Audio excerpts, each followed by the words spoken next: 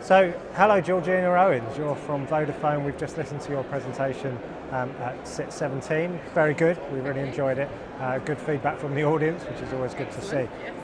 Just a few things we wanted to follow up on really, some of the things you talked about. Now, you mentioned projects, you mentioned failing projects. In your view, why do IT projects fail? Okay, so specifically today I've been covering the ITSM projects and the large-scale transformations, and I think the reason why the majority of them fail is because we see people try and take on a tool to fix all of their problems, and they don't treat it as a organisational change program. And that's really, for me, when I've come in and picked up these failing projects, is the first thing that I've tried to fix, is to reset people's expectations, to think about what it is that they're trying to achieve, what their vision is, and to make sure that everybody, all the stakeholders are involved to ensure the success of the delivery. Sure. You also talked about scale as well, trying to change the world. Is that a common one? Absolutely, absolutely. And people don't think generally about transformation as being something you should deliver in small phases. But moving much more into the kind of agile world that we're moving into, you are more likely to be very successful if you break it down and try and make lots of very small deliveries very quickly, and so that people can see you're being successful, and then you'll get the momentum going. Sure, excellent. You talked about joining Vodafone and a struggling service desk. That wasn't Vodafone. No, it's fine. It was a different organisation, but it was struggling. You talked about joining a struggling service desk during your presentation. How bad was it? You talked about some of the numbers, and what broadly did you do? What were the keys for fixing it? Yeah, it was bad. It was very bad. So the escalations were just filling up the inbox every single day, and we went out there and we asked the customers, what they thought.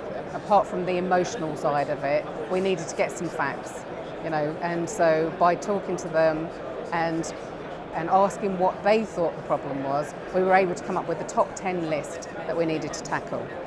Once we had that top 10 list, again, thinking about successful project delivery, what we did was we said, right, we're going to spend 3 months and we're going to fix as much as we can in those 3 months to make it better for the customer.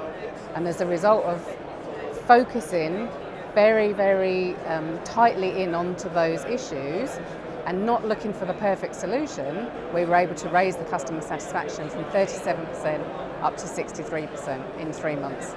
Fantastic. Okay. The other thing you talked about is looking further ahead into 2020. Yeah. Automation, we hear a lot about it. What's your view on the ratios and the expectations of service delivery with automation? I think it's absolutely achievable. I think that the technology is moving very, very quickly.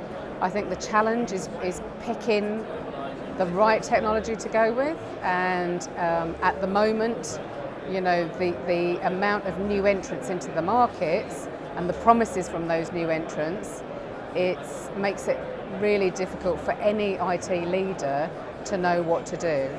And I think the key here is to challenge and push those entrants into the market and to really get them to explain how their technology is going to deliver the promises. Sure. And what do you think is realistic? You talked about bots being used for chat support and that kind of thing. What kind of numbers can we expect as ratio for humans to robots or cyborgs or whatever you want to call them? I mean, if I just look at the general service desk as it is today and the kinds of things that are being done, the repetitive tasks, the simple tasks, and the volume of those simple tasks across the desk, it's about 40%. There's no reason why, therefore, you couldn't train a bot to do that 40% for you. Absolutely. Well, thank you, Georgina. You're welcome. Nice speaking to you.